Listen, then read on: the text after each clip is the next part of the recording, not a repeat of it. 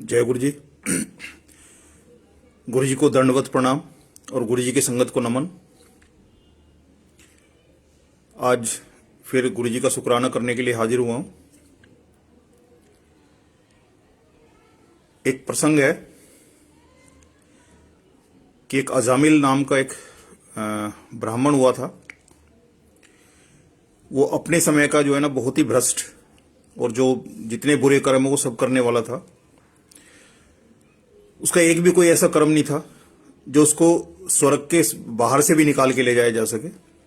मतलब कर्म में कुकर्म ज्यादा थे, सुकर्म के खाते में उसको कुछ नहीं था। उसके 10 संतान थी, तो जो 10वीं संतान थी उसका नाम उसने नारायण रखा था। तो जब वो उसका अंत समय आया और यमदूत जो है उसको उसके प्राण हर के ले जाने लगे, तो तब उसके दिमाग में था कि बाकी सारे बच्चे तो बड़े हो गए, सिर्फ नारायण जो है वो छोटा है, उसका क्या होगा। तो उसके मन मस्तिष्क में यही था कि नारायण, तो उसके अंतिम जो शब्द थे मुंह से वो थे नारायण नारायण।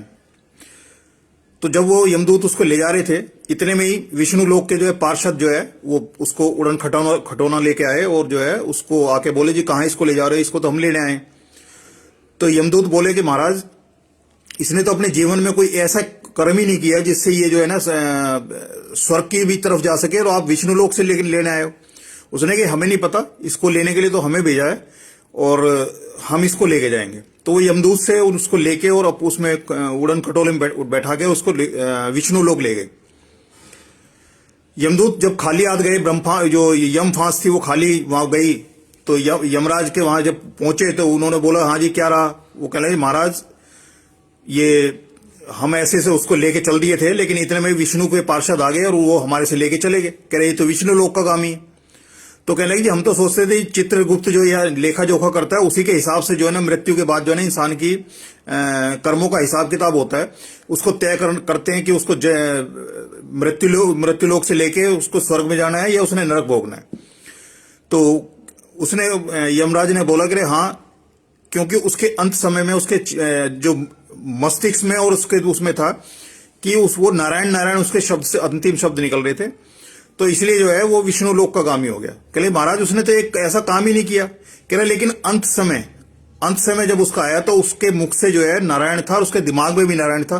कह जी वो तो उसका बेटा था, लेकिन वो उसके जो दिमाग में जो था वो नारायण नारायण जो शब्द था जो उसके दिमाग में चल रहा था, उसके जो मुंह से जो निकल रहा कि नारायण का क्या होगा, तो उसी उसमें नारायण नारायण उच्चारण करते उसके जो प्राण चले गए थे। तो इसलिए वो विष्णु लोक का काम ही हुआ। तो हमारी जो सारी जिंदगी की जो पूजा पाठ जो है उसका एक अभ्यास होता है, जिससे कि अंत समय जो है हम अंत वेले जो हमारा अंत समय आए तो उस समय हमारा ध्यान जो है ना उस प्रभु में लगे।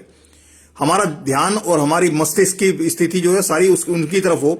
लेकिन होता उल्टा है कि इतनी धूप बत्ती अगरबत्ती लगाने के बाद, इतने जाप करने के बाद भी अंत समय में किसी न किसी चीज में मोहमाया में जो है जिसमें इंसान फंसा होता है, उसमें उसका मन जो है उसमें पड़ा रहता है। और अगला जन्म भी वही तय करता है कि उसने जितने कर्म किए उसके साथ साथ उन्हें अंत समय में उसने किसके अंदर उसका मन था। तो यही एक वो है कि हर वेले जो है हर सांस के साथ जो नाम जपने का वो ये है कि हमें ये नहीं पता अगर हमारा अंत समय कब आएगा, वो कौन सा क्षण होगा जिसमें हम अपने अंतिम सांस लेंगे, लास्ट ब्रीथ हमारी कब होगी, ये हमें नहीं पता। तो इसलिए हम हर समय सांस के साथ सांस दर सांस होगा कि जिस भी सांस में हमारे अंत समय आए उस सांस के साथ हमारा जो लो है, हमारा जो ध्यान है, हमारा जो नाम की जो कमाई है वो सिर्फ उस तक रहे।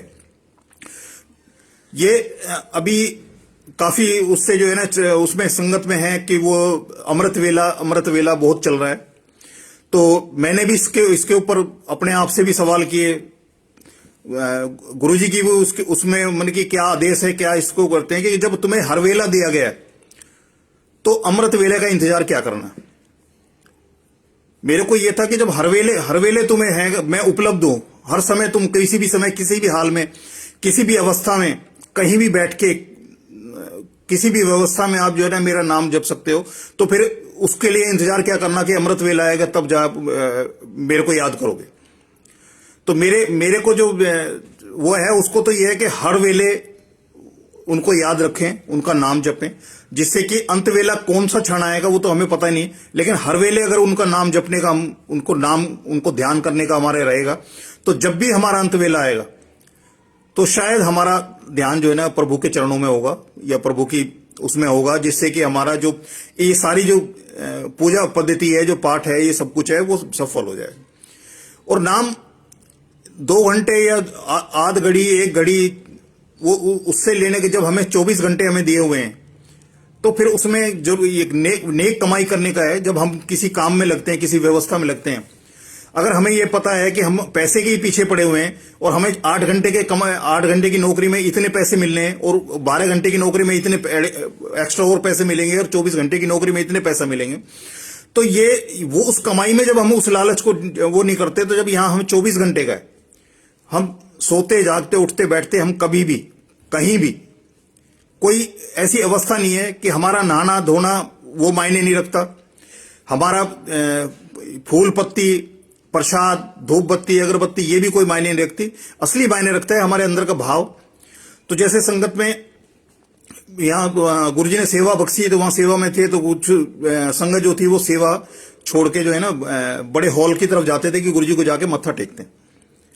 तो एम्पायर स्टेट से ही गुरुजी ने ये बता दिया था कि जहां गुरुजी सेवा बख्शते हैं, सेवा खड़े होकर वही कराते हैं हर एक इंडिविजुअल के साथ में। तो जब आपके साथ खड़े होकर वो सेवा ही करवा रहे हैं आपसे, तो फिर उनको ढूंढने के लिए इधर उधर जाने की क्या जरूरत है। और मेरे को जब था कि मत्था टिकाने का, तो मैं हंस के बोलता था उनको कि मैंने कहा, अंकल या आंटी जो भी जाते थे, मैंने कहा वापिस आओगे तो ये दिखाना पड़ेगा आपको, माथे पे निशान दिखाना पड़ेगा कि आपका मत्था टिक गया। क्योंकि मेरे को यह था कि मत्था टिकने का मतलब है आपका विश्वास टिकना, और विश्वास एक बार टिक गया, जिस दर पे भी टिक गया, विश्वास टिक गया, तो वो उसके बाद उसकी जरूरत ही नहीं है कि बार बार उसको उठाएं। यानी कि मत्था टिका, हर बार हम ये सोचते हैं कि मत्था टिका रहे हैं, इसका मतलब हमारा विश्वास जो है डगमगा रहा है। तब उसको कभी उठाते हैं, कभी रखते हैं, कभी उठाते हैं, कभी रखते हैं, तभी वो मत्था टिकाना। नहीं तो जब टिक गया सो टिक गया, उसको टिका रहने दो। मेरा वो है कि आपका भाव, आपकी श्रद्धा, आपका विश्वास, वो सब वही है मत्था टेकना। तो जो एक बार टेक दिया सो टेक दिया। और एक और भी है कि पहली क्लास की किताबें 12वीं क्लास के स्टूडेंट के या पोस्ट ग्रेजुएशन के स्टूडेंट के बस्ते में नहीं मिलेंगी। जिन क्लासेस को पास करके जो है अपग्रेड होके जो है ना अगली क्लासों में जाते हैं, तो जिस क्लास में हम उस क्लास का ही पढ़ते हैं। पिछली उसको तो जो हमने नॉलेज एक्वायर की है, हम उसको इकट्ठा करके समअप करके उसमें इस्तेमाल करते हैं, ना कि उनकी बुक्स को उठा के अपना बस्ता भारी करते हैं। गुरुजी की जो व्यवस्था है, उस व्यवस्था के हिसाब से, उससे पहले हमने किस तरह की हमारी पूजा पद्धति थी, किस तरह के हमारे नियम थे, किस तरह के हमारा विधि विधान था पूजने का, ये वो पिछली क्लासों की बात थी। लेकिन गुरुजी के यहां आने के बाद गुरुजी की जो क्लास है, जिस क्लास में गुरुजी ने एडमिशन दिलाया है, जिस क्लास में हम बैठा दिए गुरुजी ने लाके, उस क्लास में उसके जो कायदे कानून है, किसी भी इंस्टीट्यूशन में एडमिशन लेते हैं, किसी भी देश में जाएंगे, किसी भी जगह जाएंगे, तो वहां के जो नियम कायदे हैं उसको मानने होते हैं। और उन नियमों को ना मानने के बाद जो खामियाजा उठाना पड़ता है, वो उसी को उठाना पड़ता है जो उन नियमों को नहीं मानता। और जब हम गुरुजी की क्लास, उनकी क्लास में हमारा एडमिशन हो गया, तो हमें जो गुरुजी के आदेश हैं, जो गुरुजी की आज्ञाएं हैं, जो गुरुजी की चाहना है संगत से, जो गुरुजी चाहते हैं कि संगत किस तरह से रहे, उनकी जिंदगी कैसे रहे, तो वो तभी होगा। या पिछली भी जो कहीं दूसरे देश से आए हैं कि यहां भारत से जाके अमेरिका में गए और अमेरिका में जाके वहां के कानून की बजाय हम कहते हम तो भारत से हैं, हम तो भारत के कानून मानेंगे, तो ये तय है कि वहां जाके आपको परेशानी होनी है, आसानी नहीं होनी। आसानी तभी होगी कि जहां जैसा देश वैसा भेष, उन्हीं के कानून के, उन्हीं के मुताबिक चलोगे तो आप कंफर्टेबल रहोगे। और अगर अपने कानून चलाने की कोशिश करोगे कहीं भी जाके, तो आपको परेशानी होनी ही होनी है। तो यही है कि जो गुरुजी की जो आज्ञा है, जो गुरुजी का जो है कि गुरुजी की मानना शुरू करना है, मेन चीज है गुरुजी को मानना। तो ये है कि हमारी कोई समस्या है, हमें किसी ने बता दिया कि गुरुजी का दर है, वहां जाओगे आपकी समस्या दूर हो जाएगी, हमारी मजबूरी है। क्योंकि हमारी जो समस्या है वो इतनी बड़ी हो जाती है कि हमारी मजबूरी है कि जो कोई हमें कोई उपाय बताता है, कोई रास्ता हमें बताता है, हम एक बार उस पर चलने की कोशिश जरूर करते हैं। क्योंकि हम चाहते हैं कि हर इंसान चाहता है कि अपनी समस्या से पार पाना, और उस पार पाने के लिए उसको जो भी कोई कुछ बताता है उसको वो एक बार करने की जरूर कोशिश करता है कि शायद ये नुक्ता मेरे काम आ जाए, ये दवाई मेरे काम आ जाए, या ये तरीका मेरे काम आ जाए, या कोई उपाय जो है वो मेरे काम आ जाए। तो यही चीज है कि जगह जगह हम भटक भटक के जो है, जब महाशिव के दर पे हम आ चुके वहां, तो वहां हमारी आने की मजबूरी हो सकती है, लेकिन उनको मानने की, गुरुजी को मानने की तो मजबूरी हो सकती है कि हमारी कोई समस्या थी जो उनके दर पे ले आई, लेकिन गुरुजी की मानना कि जो उन्होंने बोल दिया करना है वो करना है, जो नहीं करना है वो नहीं करना, क्योंकि उनकी उसमें सारी व्यवस्थाओं को, जितनी भी पूजा पद्धति थी, सबको बड़ा सिंप्लीफाई कर दिया है, और जितनी टेक्निकलिटीज थी उनको सबको साइड कर दिया उन्होंने, और इतना सिंप्लीफाई कर दिया है कि अगर हम उतने तक भी अपने आप को रख पाए, पर हमारा क्या है कि वापस हम मुड़ मुड़ के जो है ना उन्हीं पिछले उनमें जिनसे हम निकाल के गुरुजी ने अपने उसमें शरण में लिया है, उन्हीं में वापस हम उसमें जाने की पूरी कोशिश करते हैं। उसमें वही पंडितों को बनाए रास्ते, वही ज्योतिषी के बनाए तरीके, वही उनके जो है टोटके टोने टोटके, इस तरह की जो सारी चीजें हैं, उन्हीं व्यवस्थाओं को वापस हम अपने आप को घोर घोर के वापस उसी में ले जाते हैं। गुरुजी के यहां जब एम्पायर स्टेट में जाते थे, तो वहां जैसे गुरुजी ने सेवाएं बख्शी, तो मेरा तो यही था कि जब सेवा आपको सेवा के पॉइंट पे खड़ा कर दिया, तो सेवा पे आपकी हाजिरी जरूरी है। वहां से आपने जब तक सेवा ओवर नहीं हो जाती, जब तक अगली आज्ञा कोई आदेश कोई नहीं मिलता, तब तक आपको वहीं रहना और पूरा कंसंट्रेशन उसी पे करना है। ये मतलब डे वन से जो है ना, ये गुरुजी ने एक समझ जो अंदर डाल दी थी। तो मेरे को यही था कि जैसे कोई सेवा शुरू हो चुकी, भले ही कोई संगत आई है या नहीं आई है, जैसे एक दुकानदार का होता है, उसका एक अपना नियम होता है कि इतने बजे उसने दुकान खोलनी है, वो अपनी धूप बत्ती करके झाड़ फूंक करके वो बैठ जाता है। ग्राहक कब आएगा ये उसको भी नहीं पता, लेकिन वो ये नहीं है कि जब ग्राहक आएगा तब वो दुकान खोलेगा, तब झाड़ फूंक करेगा, तब कुछ करेगा, उसका अपना एक तरीका है। ऐसी सेवा का तरीका है। तो मैं तो यही था कि जब सेवा का काउंटर या जो भी है वो ऑन खुल चुका और आपको सेवा बख्श दी और आपको सेवा पे खड़ा कर दिया, तो कोई संगत आए या ना आए, आपके पास फिजिकली कोई सेवा परफॉर्म करने के लिए भी है या नहीं है, लेकिन आपने उस पॉइंट से नहीं जाना जब तक कि अगला कोई आदेश ना आ जाए महाराज का। तो एम्पायर स्टेट में आंटी हुआ करते थे, तो मेरी बिटिया और एक आंटी थे, उनकी बिटिया जो है ना, वो हम सब जो है वो सेवा में इन्वॉल्व थे। तो उन आंटी का क्या होता था कि जैसे 9 बजे ये शब्द 9 बजे तक शब्द चलते थे, 7 से 9, और 9 बजे जो है फिर लंगर की अनाउंसमेंट हो जाती थी, और जितने एडजस्ट हो सकते थे नीचे आमने सामने जो चारों के हिसाब से, और बाकी जो एक्स्ट्रा थे उनको बाहर की तरफ वेटिंग के लिए कर दिया जाता था। तो जब नेक्स्ट उस पंगत आती थी तब उनको इन किया जाता था, तो वो बाकी जो है वो हैंड वॉश वगैरह के लिए बाहर आते थे।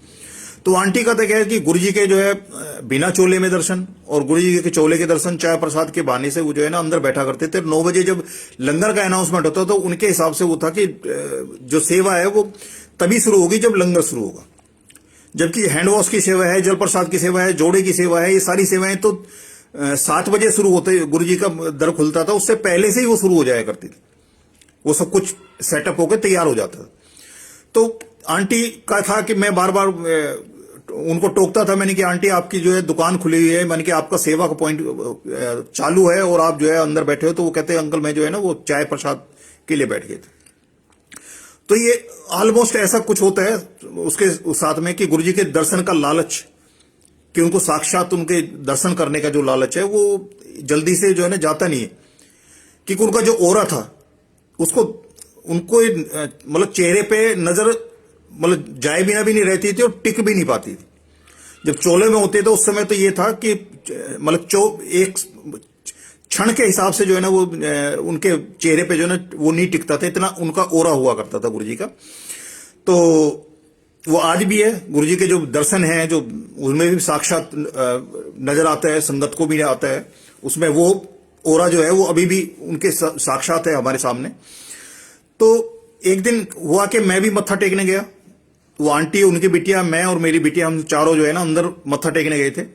तो जैसे गुरुजी जो है ना बिना चोले के थे, उसमें सिविल ड्रेस में थे, तो हमने मत्था टेक के हम जब बाहर आ रहे थे तो इतने में ही जब उससे एम्पायर स्टेट में वापिस स्टेयर हुए तो इतने में एक अंकल जो वहां सेवा में थे, सिंगला अंकल जो थे, वो चाय प्रसाद की सेवा किया करते थे वहां, तो उन्होंने वो बाहर की तरफ आए तो उनके पास 2 गिलास थे उस पे ट्रे में।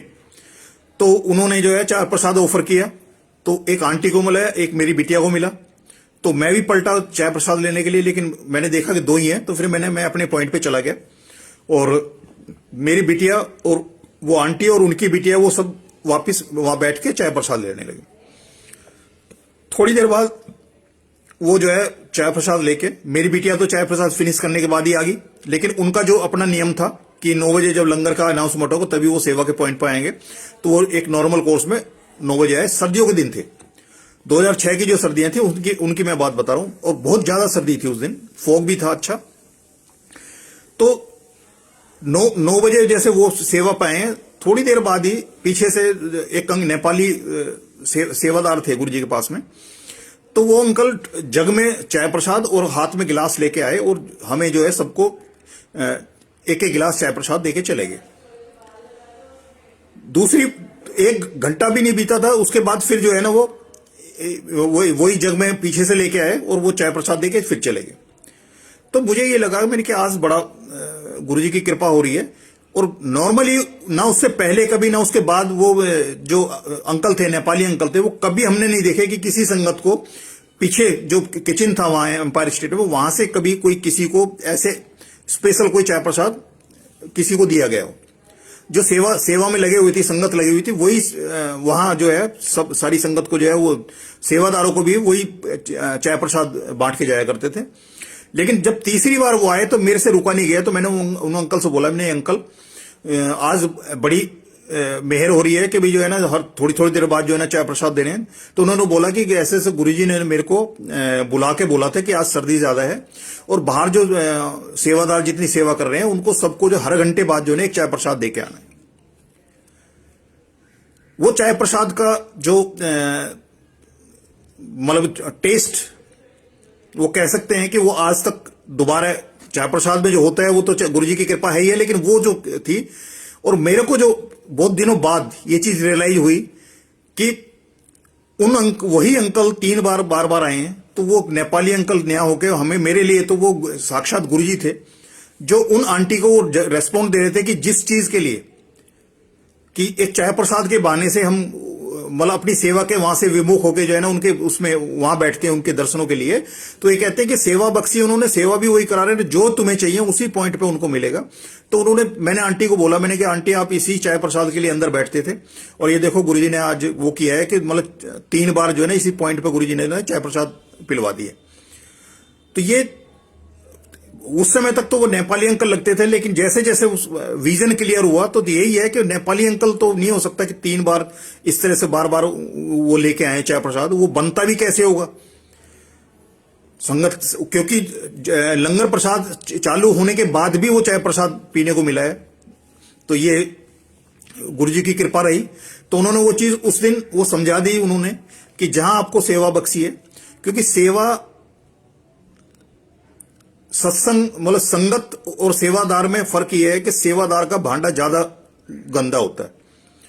उसका पहले भी जैसे सत्संग था कि जब हम फंक्शन की सेवा कर रहे थे तो बड़े मंदिर में जो है ना जो पत्थर जो लगे हुए थे उस पत्थर पे बहुत निशान थे। तो काफी कोशिश की संगत ने उनको साफ करने के लिए, लेकिन उसको साफ नहीं हो रहे थे। तो हमने माली अंकल से बोला था, मैं अंकल ये जो है आप इस पे जो ना मशीन चलवा दो, फंक्शन आ रहा है और ये जो है ना बड़ा गंदा हो रहा है फर्श। तो माली अंकल ने बोला कि ये तो जो है ना गुरुजी से पूछना पड़ेगा, क्योंकि बिना गुरुजी के आदेश के, बिना उनके उसके कुछ भी काम संभव नहीं था। उनका आदेश होता था, हर छोटी से छोटी चीज, बड़ी से बड़ी चीज जो है ना गुरुजी से पूछी जाती थी। वो जैसा बोलते थे, वो जो बोलते थे उसी पे इंप्लीमेंट होता था। तो अगले दिन जब हम सेवा में गए तो माली अंकल मिले, तो हमने बोला कि अंकल क्या रहा। तो माली अंकल बोला कि मैं एम्पायर स्टेट गया था, गुरुजी से मैंने बोला था कि ऐसे ऐसे संगत जो सेवा कर रही है वो ऐसे बोल रहे हैं कि भी काफी गंदा हो रहा है, तो वो मशीन चलवा दें। तो गुरुजी ने बोला कि नहीं मशीन नहीं चलनी, वो संगत से बोला कि वो खुद ही इसको साफ करेंगे। हमारे पास आ गया तो फिर हमने कोशिश की साफ करने की, काफी कोशिश की, लेकिन हमारे से जो है वो दाग नहीं छूटा उसका। इतने में फिर माली अंकल से उस दिन फिर रिक्वेस्ट की हमने कि अंकल ये तो दाग तो जा ही नहीं रहे हैं, तो क्या करें इसका, इस पे तो मशीन चलवा दो। तो फिर कहने लगे जी गुरुजी से पूछना पड़ेगा। उस दिन फिर वो गुरुजी के वहां गए एम्पायर स्टेट में, अगले दिन आकर उन्होंने फिर मैसेज दिया कि मैंने गुरुजी से पूछा था कि गुरुजी वो दाग तो छूट नहीं रहे, तो आप कहें तो इस पे जो है ना मशीन चलवा दें। तो गुरुजी ने बोला था कि नहीं, उनसे संगत से बोलो जाके कि ये तुम्हारे ही दाग है, जितने छुटा सकते हो छुटा लो। तो जब ये चीज हमें समझ में आई कि ये जो दाग हैं, ये जो पत्थर पे जितने दाग दिखाई दे रहे हैं, जो हमारे से एक भी नहीं छूट रहा, ये हमारे ही अपने दाग हैं। तो हमने बहुत कोशिश की उसको करने की। एक एमवे वाला आया था, आधे घंटे तक उसने वो जो बाहर शिव मूर्ति स्थापित है उसके सामने कमल के फूल पे, वो उसके सामने बैठ के उसने काफी प्रवचन दिए, अपने प्रोडक्ट की बहुत ज्यादा वो की वाहवाही की। लेकिन जब उसने अप्लाई किया तो अप्लाई वो 0 हो गया। तो कहने लगा जी इतना अच्छा प्रोडक्ट है, सब जगह इसके रिजल्ट आते हैं, लेकिन यहां पर समझ में नहीं आ रहा क्या क्या हो रहा है, यहां कोई काम नहीं कर रहा है इस पर। तो वो फेल हो गया। हमने सारी कोशिश की, जितनी भी संगत थी सेवा में, वो सब ने कोशिश की कि पूरा उसको अच्छे से रगड़े, नए नए तरीके अपनाए। एट लास्ट उस पर मशीन चली। लेकिन गुरुजी ने ये वो क्लियर कर दिया कि ये जो सेवा जिसको गुरुजी बख्शते हैं, इसका मतलब उसका भांडा ज्यादा गंदा है जिसको मांजने की ज्यादा जरूरत होती है। एक बर्तन होता है वो साफ है, बिल्कुल क्लियर है, उसमें कुछ रिमेन्स नहीं लगे हुए, उसको पानी से खंगाल के भी रख दोगे काम हो जाएगा। एक होता है जिसके अंदर कालिस जमी हुई है, पूरा उसमें रिमेन्स जमे हुए, उसको अच्छे से रगड़ा जाता है, 10 बार रगड़ोगे तब जाकर वो साफ होता है। तो वो इसलिए कहते हैं कि संगत का ओहदा ऊपर है, कायदा ऊपर है बनिस्बत सेवादार का। इसलिए सेवादार को नीवा होना चाहिए, क्योंकि उसके अपने कर्म तभी कटेंगे जब वो जितना ज्यादा नीवा होगा, जितनी संगत की वो सेवा कर सकता, दिल से सेवा करेगा। उसके अंदर मैं और अहंकार वाली जो चीज है वो उसके उस भांडे को साफ होने में दिक्कत करता है उसका। तो इसलिए गुरुजी ने वो समझाया कि हमारे ऐसे दाग है जो हमसे चाह के भी पूरे मेहनत से काम करने के बाद भी एक दाग नहीं छुटा सकती। ये गुरुजी की ब्लेसिंग्स हैं, गुरुजी की कृपा है कि हमारे दागों को बिना हमारे पता लगे एक छोटी सी सेवा बख्श के उनको साफ कर देते हैं। पिछले अकाउंट के जितने भी हमारे दुष्कर्म हैं उनको भी वो जो है ना जिंदगी से वैनिश कर देते हैं। बशर्ते कि हमारा दिल साफ होना चाहिए, हमारा पॉजिटिव एटीट्यूड होना चाहिए, जो गुरुजी के उसमें है कि नेगेटिविटी को जो है जिंदगी से बाहर करो और जो सकारात्मकता है उसको जिंदगी में उसका प्रवेश करो उसको जिंदगी में। ऐसे एक बार एम्पायर स्टेट इसमें बड़े मंदिर में सेवा चल रही थी, शनिवार का दिन था। तो इसमें गुड़गांव में पहला एनुअल सत्संग होना था। तो गुरुजी को हम सेवा कर रहे थे, तो वहां अंकल आए थे, गुड़गांव के अंकल। उन्होंने पहला जो वो था उसका सत्संग का कार्ड वो गुरुजी की समाधि पे वहां उनको गुरुजी को दिया था। और उसके बाद जैसे ही वो पलटे तो मेरा उनका आमना सामना हुआ, तो उन्होंने दूसरा कार्ड मेरे को दिया था। और कार्ड देके मेरे को उन्होंने बोला था कि अंकल गुरुजी के बाद में पहला कार्ड संगत में आपको दिया जा रहा है, तो आप जो है जितने भी नई संगत को लेके आ सकते हो उतने आओ, और एनुअल सत्संग है। तो उससे पहले मैंने कभी जो है सत्संग अटेंड भी नहीं किया था। सत्संग गुरुजी के सत्संग कैसे होते हैं, क्योंकि मेरे उसमें गुरुजी के यहां आने से पहले, गुरुजी के सत्संग अटेंड करने से पहले सत्संग का मतलब होता था गेट टुगेदर, किटी पार्टी या गेट टुगेदर, इस तरह की एक वो थी, भाव था। उससे पहले कभी मैंने कोई सत्संग ऐसा अटेंड नहीं किया लाइफ में। तो पहला वो भी एनुअल सत्संग गुड़गांव में जो था, तो मेरे अंदर एक उमंग थी, एक था कि गुरुजी का सत्संग कैसा होता है, क्या होता है। तो उसको मैं जाके अपनी मतलब आई विटनेस बनूं उसका।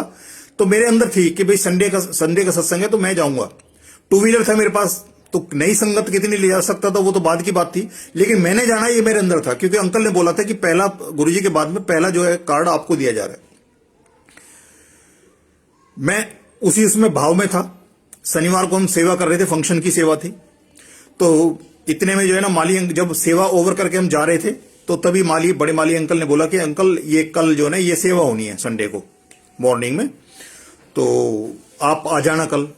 तो हमने उनको बताया कि हमारे मन में था कि कल का दिन हम निकाल देते हैं और मंडे या वेडनेसडे को जैसे सेवा करने जाते थे कि उसमें चले जाएंगे। तो हमने अंकल को बोला कि अंकल ऐसा है कि ये जो है ना मंडे को आके जो है ना इसको कर देंगे। हमने काफी इंसिस्ट किया उनको, अंकल को, लेकिन अंकल ने फाइनली एक बात बोली कि ये सेवा तो कल होनी है, अगर आप लोगों ने करनी है तो आप आ जाना, अदरवाइज ये सेवा किसी और को चली जाएगी।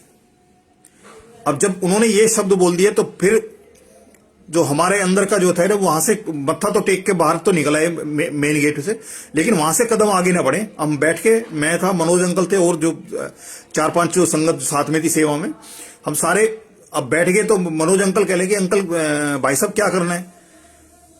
अब मैं इस उसमें कि मेरे पास कोई जवाब नहीं है, क्योंकि मेरा मन अंदर से ही तो ये था कि पहला गुरुजी का सत्संग मैंने अटेंड करना है, तो मेरे को सत्संग का था, एक उमंग थी, एक उत्साह था।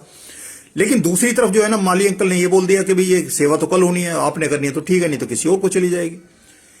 तो बैठे बैठे वो हमारे समझ में नहीं आ रहा था, इतने में जो है ना वो अंदर से एक भाव आया। तो मैंने मनोज अंकल से बोला, मैंने कि एक चीज बताओ कि एक तरफ हमें किसी की बर्थडे की पार्टी का जो है ना वो कार्ड आया, इन्विटेशन आया, और एक तरफ किसी की परेशानी दुख का, कि कोई हॉस्पिटलाइज है या किसी को कोई दिक्कत है, कोई परेशानी है, उसकी खबर हमें मिलती है, तो हम प्रायोरिटी किसको देंगे? तो मनोज कहने लगा जी भाई साहब, जो जिसके कोई दिक्कत है, कोई बीमार है, कोई परेशान है, कोई इसमें है। तो मैंने कहा ठीक है, क्योंकि सत्संग तो एक उमंग है, उत्साह है, खुशी का एक माहौल है, एक खो जाता है इंसान, खो जाता है उसके अंदर। लेकिन जो सेवा है, सेवा का मतलब है कि कोई चीज बिगड़ी हुई है, कोई किसी चीज को, उसको टू मेक समथिंग, किसी चीज को ठीक करना, यानी कि किसी को कोई दिक्कत है, किसी को संगत को दिक्कत आती है या किसी को दिक्कत आती है, उसको ऐसे तरीके से किया जाए कि संगत की दिक्कत खत्म हो जाए। तो मैंने कि भाई ये ठीक है, कल हम जो है यहाँ सेवा में आएंगे, क्योंकि प्रायोरिटी जो है एक खुशी किसी के जन्मदिन पे ना जाए तो कोई बात नहीं है, लेकिन किसी की मौत की खबर पे, किसी के बीमारी के हालात में, या किसी का कोई नुकसान हो गया, उसके लिए प्रायोरिटी उसको देना है। तो ये इससे है कि सेवा, अगर सत्संग और सेवा में की है तो पहले हम सेवा को लेंगे, तो इसलिए हम कल ही आएंगे। तो हमने उस 5-6 लोग जो हैं वो सेवा में उस दिन गए, और मॉर्निंग से, सुबह से लेके और मतलब अंधेरा होने तक जो है वो सेवा परफॉर्म हुई, और सबने बिना रुके, बिना उसमें सेवा की। और गुरुजी ने वो एक समझा दिया कि सेवा जो बख्शते हैं, और सेवा का अर्थ क्या है, सेवा क्यों गुरुजी बख्शते हैं, और सेवा और सत्संग में से अगर प्रायोरिटी वाली बात है तो किस चीज को हमने प्रायोरिटी में उसमें लेना है। गुरुजी ने एक बार ये फंक्शन में जो है ना, संगत के बच्चों को जो है डांस के लिए अलाउ किया था। तो उन्होंने डांस की प्रैक्टिस वगैरह करते थे वो। तो उसी दौरान में कॉस्ट्यूम की बात आई कि भाई कॉस्ट्यूम भी होना चाहिए, उसकी एक तरह का होना चाहिए, अलग अलग कपड़े तो होंगे नहीं। तो उसके लिए जो है हम उसने मनोज अंकल, मैं, हम दो लोग जो हैं वहां से एक गाड़ी ली थी, चेतन अंकल थे, उनकी गाड़ी हमने उनसे ली, और चांदनी चौक हम गए थे, किनारी बाजार की तरफ, वहां जो कपड़ा मार्केट वगैरह, वहां हम गए थे कपड़ा लेने के लिए। तो गाड़ी लेके उनकी गाड़ी लेके गए। फिर उनको बात थी कि टाइम कम था हमारे पास में, तो ये था कि इसको सिलाएंगे, ये जो कपड़े हैं इनको सिलाया जाएगा। तो सिलाया जाने के लिए था कि भाई इतने कम टाइम में सिल के कौन देगा। तो मेरे छोटे भाई थे ट्रांस यमुना में, उनकी जो वाइफ है वो सिलाई का काम करते हैं। तो तय हुआ कि भाई वहां चलते हैं, उनको दे देते कि उनसे जल्दी कोई नहीं करेगा, प्रायोरिटी पे कि किसी और को देंगे, वो अपने हिसाब से वो करेगा, टाइम पे दे या ना दे, तो वहां चलते हैं। तो गुरुजी ने वो जो सेवा थी, वो सेवा जो है ना उन तक पहुंचा दी, और वहां जाके जो है उनको दे के आए हम। जमुना पार से फिर वापिस हम बड़े मंदिर गए। तो बड़े मंदिर जब हमने वो चाबी उन अंकल को दी, जो चेतन अंकल थे, उनको चाबी वो पकड़ाई। तो चाबी जब वो गाड़ी को पार्क करके आए तो मेरे से आके बोले कि अंकल मैं आपसे बहुत नाराज हूं। मैंने कि क्या हुआ? कह रहा आपने जो है ना गाड़ी में पेट्रोल क्यों डलवाया? मैंने कि मैंने तो पेट्रोल नहीं डलवाया।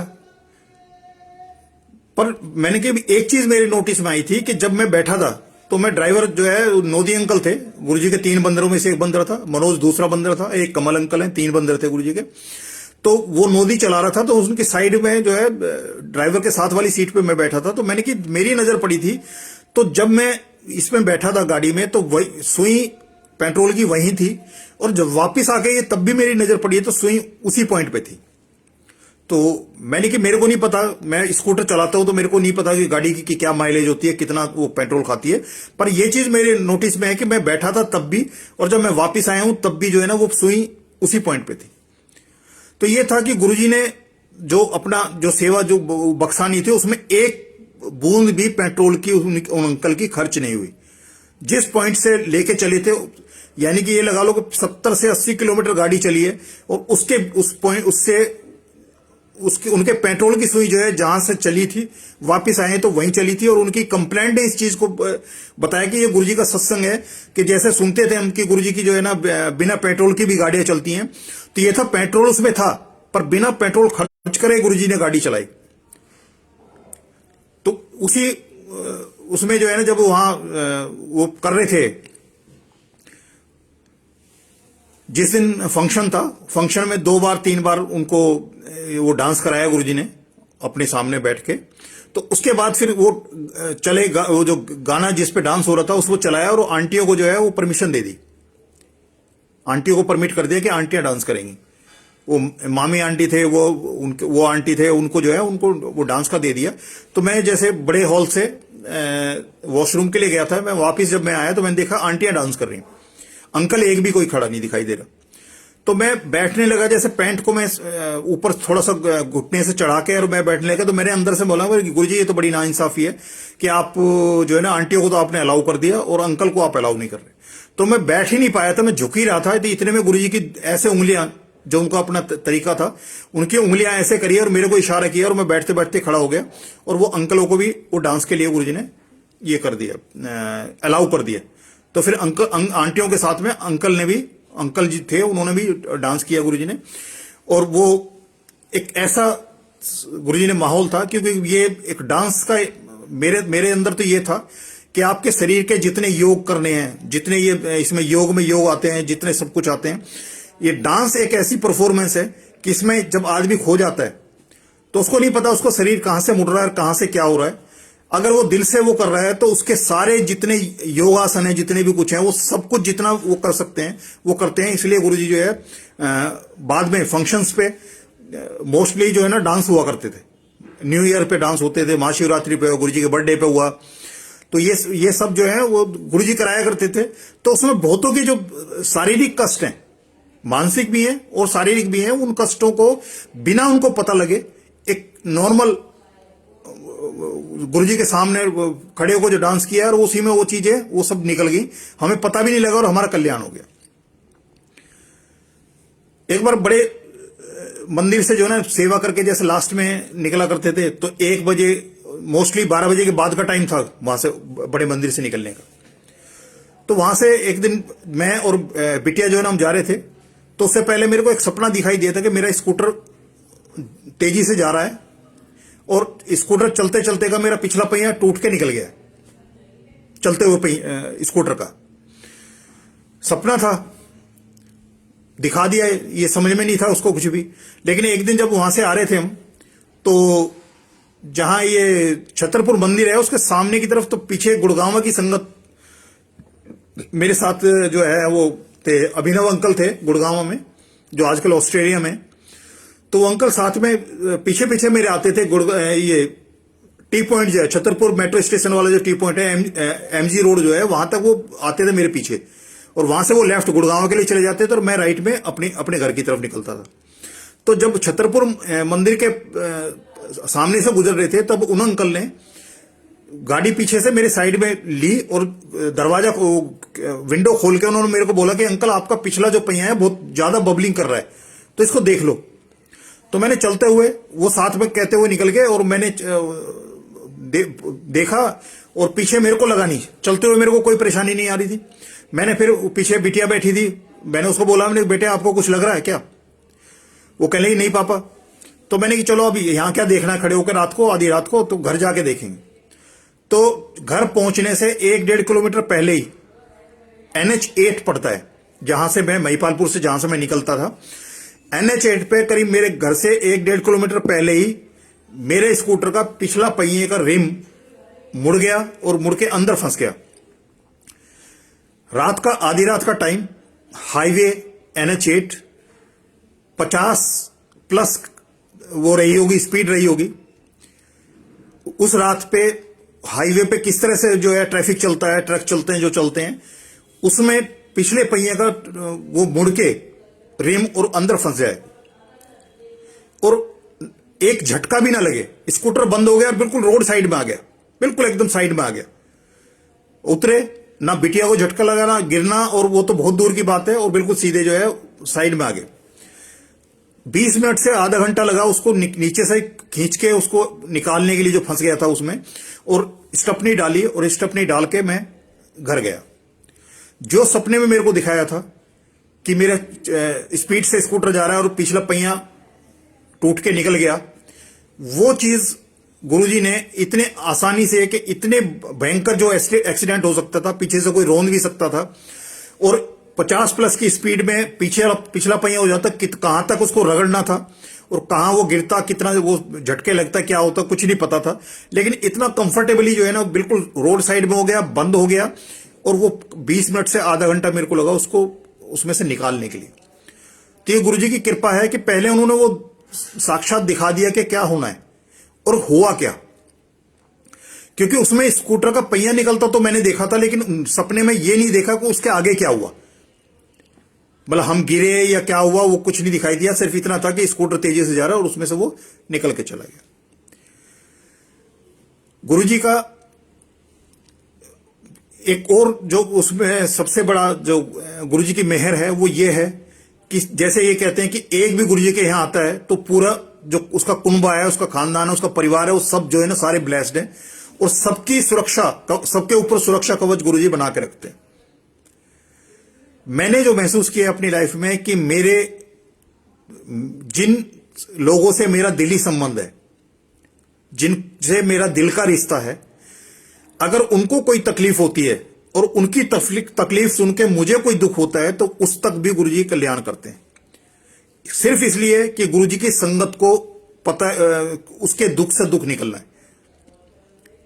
भले ही वो गुरुजी के यहां आया हो या नहीं आया हो, गुरुजी के बारे में सुना हो या नहीं सुना हो, गुरुजी को मानता हो या नहीं मानता हो, लेकिन क्योंकि गुरुजी की संगत के साथ उसका दिली रिश्ता है और उसको दुख निकलेगा, तो उसके दुख से गुरुजी की संगत को दुख निकलेगा, वो उस तक भी गुरुजी कल्याण करते हैं। मेरे एक साथी है जो मेरा ऑफिशियल फ्रेंड है, उसकी शादी में हम जो है, मैं उसका जो उसके जो एक भाई का एक वो बनता है, तो उन्होंने धर्म भाई उन्होंने बनाया था। तो धर्म भाई की वहां व्यवस्था है हिमाचल में। उसकी शादी में मेरे को उसका धर्म भाई बनाया था, तो उसके साथ एक दिली लगाव है जो आज तक भी है।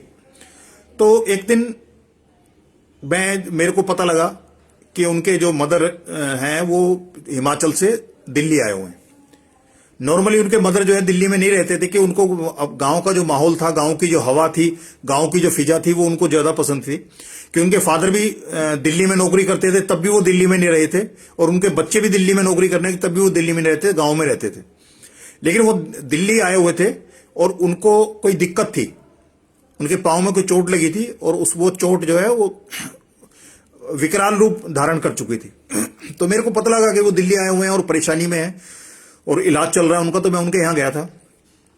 तो जाने के साथ क्या होता है कि हमारा गुरुजी एक अंदर से एक गुरुजी का आदेश होता है कि जब हमारे सामने कोई दुखी या कोई परेशान होता है, तो जिसको गुरुजी ने बुलाना होता है, हमारे अंदर से एक आवाज आती है कि हम उसको बताएं गुरुजी के बारे में, और एक बार उससे एक अरदास करें, रिक्वेस्ट करें कि भाई आप जो है ना ऐसे ऐसे गुरुजी के पास जाओ या गुरुजी को मत्था टेक लो।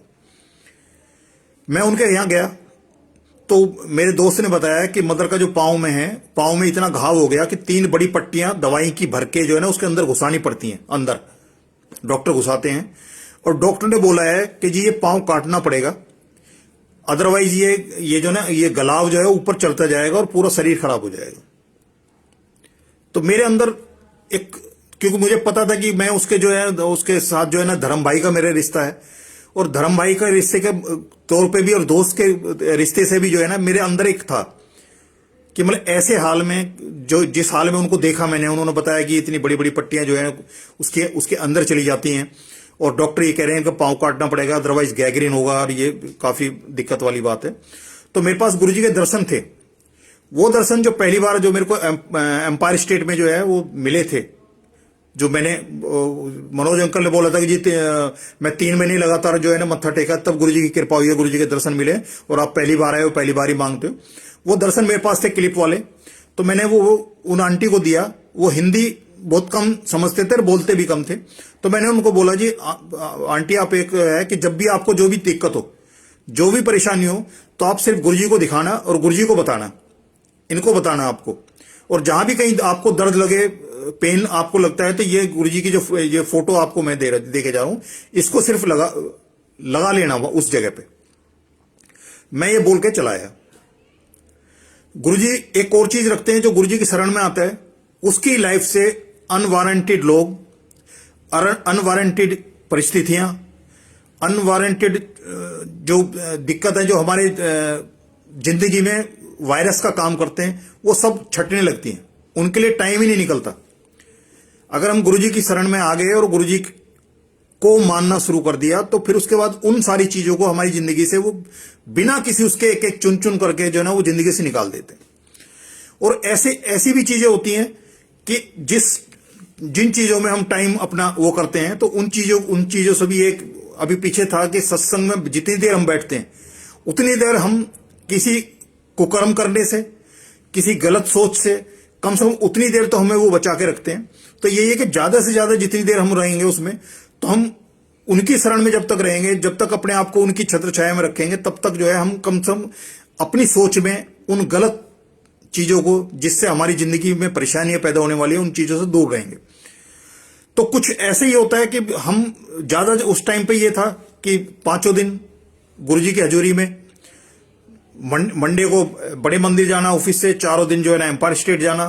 फिर जब सत्संग शुरू हो गए, तो वो सत्संग में 2 दिन, तो 7वें दिन जो है ना कहीं गुरुजी जो है ना अपनी उसमें रखते थे। और वो वक्त था, तो उस समय जो मेरे दोस्त थे या जो थे, उनके पास जैसे मेरा एक रूटीन था कि सैटरडे संडे उनके साथ मैंने बिताना है, तो वो चीज वहां से कट गया मेरा।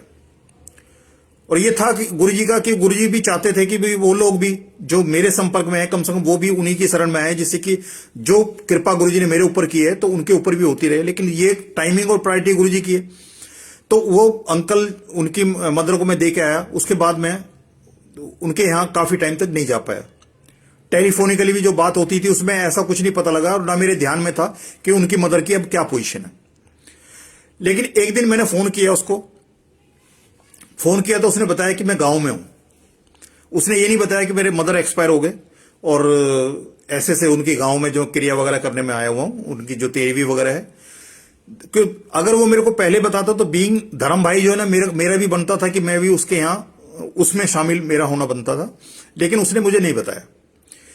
उसके ऑफिस से मुझे पता लगा फिर बाद में कि भाई ऐसे से वो जो है उनके मदर एक्सपायर हुए थे, वो उसकी वजह से गांव में गया। तो मैं जब वो गांव से वापस आ गया, तो मैं एक दिन उसके यहां मिलने गया था। तो जैसे मैं मिलने गया, तो बातों बातों में मेरे ध्यान आया मदर का, कि मेरे को लगा कि वो जो बीमारी थी, जो पांव में सड़न हो रही थी और जिसमें 3 पट्टियां जो बड़ी अंदर चली जाती थी, और डॉक्टर बोले थे पांव काटना पड़ेगा, अदरवाइज ये पूरे शरीर में फैल जाएगा। तो मुझे लगा कि उस बीमारी से जो है ना वो आंटी की जो है ना वो मौत हुई है। तो मैंने बोला कि वो आंटी का जो है वो पांव जो था उसका क्या था, वो कटाने की जो बात थी। तो उनकी वाइफ ने बताया कि भाई साहब, वो तो जब गुरुजी के फोटो, गुरुजी के जो दर्शन गुरुजी ने जो अपने दिलवाए थे वहां, उसके बाद से उनका जो है 15 दिन के अंदर ही वो हील अप होना शुरू हो गया था, और वो ठीक ठाक होके गांव में गए थे। और अब जो डेथ हुई है वो नॉर्मल डेथ है, नेचुरल डेथ है, उसमें कोई बीमारी शामिल नहीं है। तो फिर मेरे को लगा कि फिर उन्होंने एक जो उससे जो बड़ी चीज बताई, उन्होंने बताया कि लेकिन जब से वो गुरुजी की फोटो उनके हाथ में आई थी, तब से वो हमेशा वो फोटो अपने साथ रखते थे, अपने हाथ में रखते थे। और कह रहे अगर वो फोटो गुरुजी की थोड़ी बहुत भी इधर उधर कहीं हो गई तो वो बड़े बेचैन हो जाते थे। और कह रहे अंत समय जब उनका लास्ट सांस उन्होंने लिया है, तो उनकी मुट्ठी में, उनके हाथ में गुरुजी की फोटो ही थी, और चिता में भी जो है वो साथ में ही जो है ना गुरुजी के, उनके साथ में ही जो है वो गुरुजी की फोटो भी उनके साथ ही चली गई। तो ये अब उन आंटी का मेरे से आमना सामना नहीं हुआ, लेकिन उनकी जो गुरुजी के साथ जो वार्तालाप थी, जो बातचीत थी, जो जिस वजह से वो हमेशा गुरुजी को अपने साथ रखते थे या गुरुजी उनके साथ रहते थे, उनका क्या वास्ता है, ना तो उनके बच्चों ने कभी बताया कि उनकी मदर ने कोई ऐसी चीज बताई हो। लेकिन ये जरूर है कि उनका रिश्ता गुरुजी के साथ जरूर ऐसा था जिससे कि वो हर समय सब कुछ छूट जाए, उनको खाना ना मिले, पानी ना मिले, कुछ ना हो, लेकिन वो गुरुजी को हमेशा अपने साथ रखते थे। वो जो हैं काफी समय बाद जो है ना गुरुजी के यहाँ आए। एक बार पहले मॉडल टाउन में कोई सत्संग था, वहां गए थे, तब मेरे पास फोन आया था कि आज मैं जो है ऐसे हम वहां गुरुजी के सत्संग में गए थे और बड़ा अच्छा लगा। कुछ दिन बाद जो है उन्होंने फिर मेरे को एक दिन बड़े मंदिर गए थे, तो बड़े मंदिर में मत्था टेकने के बाद बड़े मंदिर से फिर आके उन्होंने बताया था मेरे को कि भाई ऐसे से जो बड़े मंदिर गए थे और वहां जो है ना गुरुजी के वहां दर्शन किए हैं और बड़ा अच्छा लगा। बड़ा कैजुअल वो था, मेरे को भी नहीं पता किन हालात में गए, कैसे उसमें गए, लेकिन एक दिन बीच में मेरे को उनके घर के आसपास कहीं जाना था, तो मैं उनके यहाँ भी चला गया।